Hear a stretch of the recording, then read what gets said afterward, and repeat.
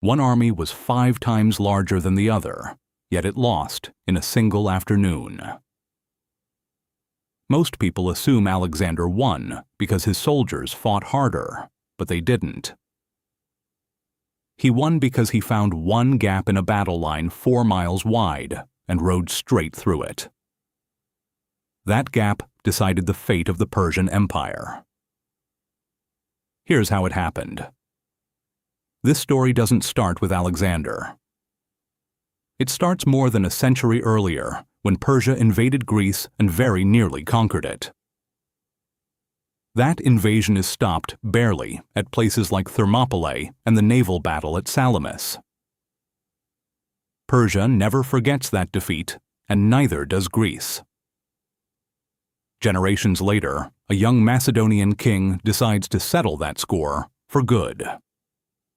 To understand this battle, you have to go back a few years first. Alexander becomes king of Macedon at just 20 years old, after his father Philip is assassinated. 2 years later, in 334 BC, he crosses into Asia with an army barely 30,000 strong. His stated goal is nothing less than conquering the entire Persian Empire. His first real victory comes quickly, at the Granicus River, against local Persian forces. Then, in 333 BC, he meets the Persian king Darius himself for the first time, at a place called Issus. Alexander wins again. Darius panics, abandons his own army, and flees the battlefield on horseback. He even leaves his mother, wife, and daughters behind in the captured Persian camp. It is humiliating, and Darius knows it. He tries diplomacy first. He offers Alexander half of the Persian Empire, a massive fortune in gold, and a royal marriage, all for peace. One of Alexander's own generals, Parmenion, says he would accept a deal like that. Alexander's reply is short. So would I, if I were Parmenion. He turns the offer down completely. He isn't interested in half an empire. So Darius prepares for war instead, and this time he prepares differently. He picks the battlefield himself. A wide, flat plain near a village called Gaugamela in what is now northern Iraq. His engineers level the ground even further, clearing away rocks and brush. Why does that matter so much? Because flat, open terrain favors exactly what Darius has, and Alexander doesn't. Numbers. Chariots. Room to maneuver. Ancient writers claim Darius gathers up to 1 million men. That number is almost certainly exaggerated. Modern historians estimate somewhere closer to 100,000, still a massive force. Warriors come from every corner of the Persian Empire. Bactrians, Scythians, Armenians, Indians, and elite Persian infantry called the Immortals. These are the same soldiers whose reputation goes back generations, famous from Persia's earlier wars against Greece. For the first time, Alexander's army will also face war elephants on the battlefield. These animals come from Persia's Indian territories, creatures most Macedonian soldiers have never even seen before.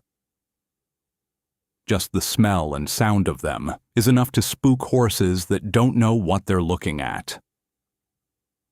Against all of this, Alexander brings about 47,000 men. Outnumbered by 2 to 1, at minimum, maybe far more. So how does an army this small even consider fighting? Part of the answer is what's standing in Alexander's center. The Macedonian phalanx, tightly packed infantry armed with sarissas, spears nearly 18 feet long. A wall of spear points that's almost impossible to break from the front. It's what holds the middle of the line steady while everything else happens around it. There's also the matter of Darius's captured family, still traveling with Alexander's army since Issus. Instead of harming them, Alexander treats them with unusual respect, even letting them keep royal titles. It's a calculated move. It makes him look less like an invader and more like a legitimate ruler already. The night before the battle, Persian scouts report Macedonian campfires stretching for miles. Darius assumes Alexander will attack under cover of darkness. He keeps his entire army standing in full battle formation all night long, just in case. Alexander does something very different. He sleeps. Soundly. So soundly that his own general has to physically wake him the next morning. Asked how he could sleep before facing odds like these, Alexander gives a simple answer.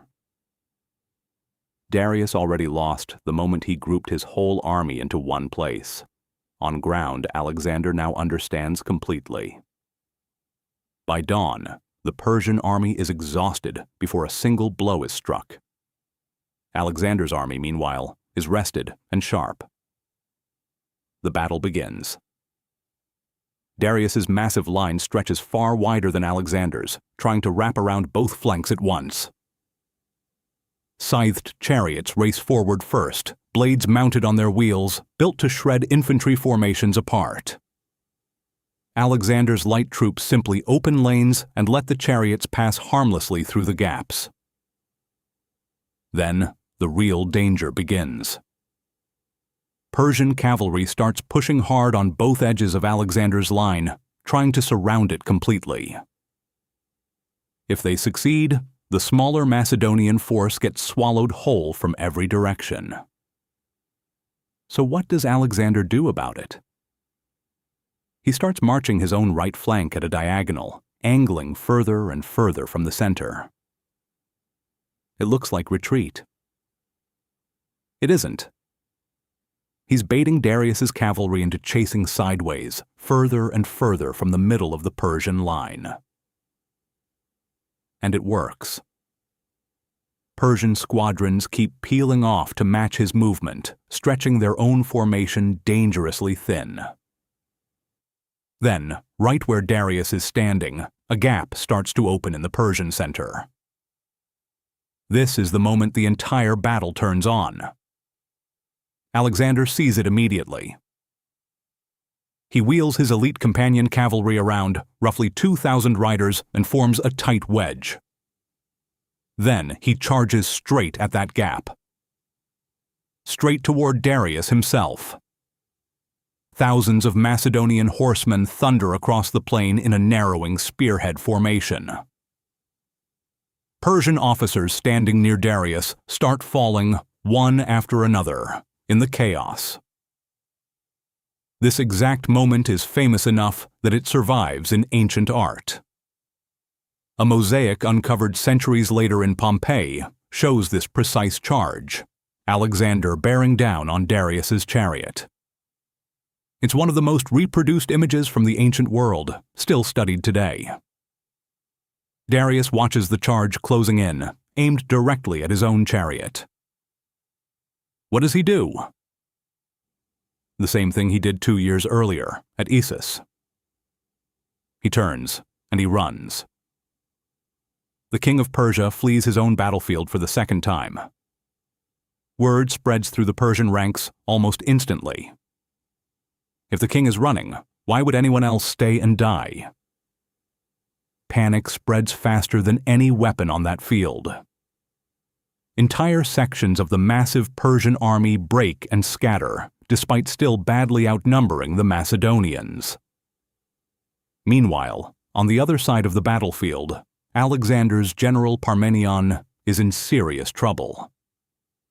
Indian and Persian cavalry pour around his exposed flank, nearly encircling his infantry completely. War elephants push into the gaps, animals none of his soldiers have ever fought before. For a moment, it looks like the entire left side of Alexander's army might collapse. Alexander gets an urgent message asking him to turn back and help. He has a choice. chase Darius further, or save his own struggling flank. He turns back. By the time he returns, Parmenion has held just long enough, and the Persian collapse elsewhere seals the outcome anyway. The battle is over in a matter of hours. Darius escapes with a portion of his army, but his empire does not survive what just happened. Alexander marches on, almost unopposed now, straight into the heart of Persia. He takes Babylon without a fight, its gates opened for him. Susa surrenders next, along with its enormous royal treasury. Then Persepolis, the ceremonial capital of the Persian Empire, falls as well. At some point during his stay, the royal palace at Persepolis burns to the ground. Ancient writers disagree on why. Some say it was deliberate, payback for Xerxes burning Athens generations earlier. Others say it happened during a night of celebration that got out of hand. Either way, the symbolic heart of the Persian Empire is left in ashes. Alexander is now openly called King of Asia. And Darius? He flees eastward, trying to raise a new army, trying to survive. It doesn't work. His own satrap, a man named Bessus, betrays him, wounds him, and leaves him to die on the road. Alexander finds Darius's body shortly after, already dead. The Achaemenid Persian Empire, roughly 200 years old, effectively ends at that moment. An empire that once stretched from Egypt to India collapses in less than 3 years of campaigning. Alexander doesn't stop there either. He keeps pushing east deep into Central Asia, then into India itself, chasing the edge of the known world. Along the way, he founds more than a dozen cities that carry his own name. The most famous Alexandria in Egypt becomes one of the greatest centers of learning in the ancient world. Greek language, art, and ideas spread across a region stretching from the Mediterranean all the way to India. Historians later call this era the Hellenistic period, and it lasts for centuries after Alexander is gone. His own soldiers eventually refuse to march any further, worn down after years of non-stop campaigning. Alexander finally turns back, still undefeated in every major battle he ever fought. In 323 BC, only 8 years after Gaugamela, Alexander dies in Babylon, still only 32 years old. He never names a clear successor. His generals spend the next several decades fighting each other over the pieces of his empire.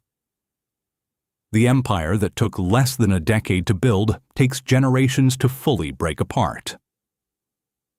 But none of that changes what happened on that plain outside Gaugamela. So was Gaugamela really decided by numbers? No.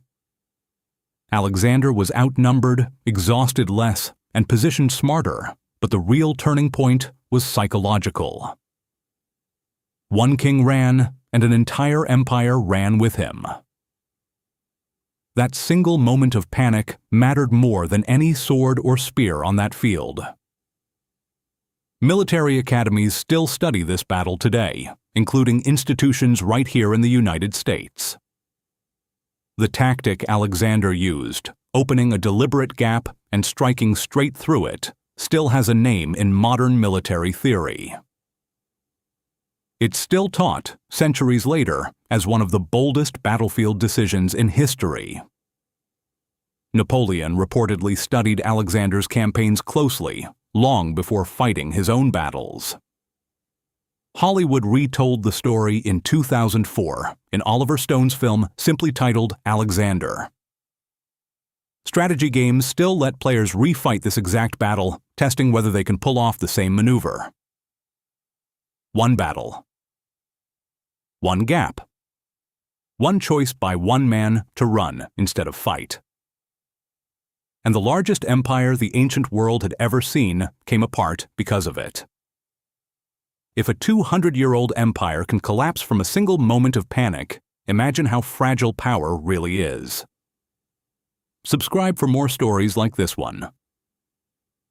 Next time, we go inside the empire Alexander built from the ashes of Persia.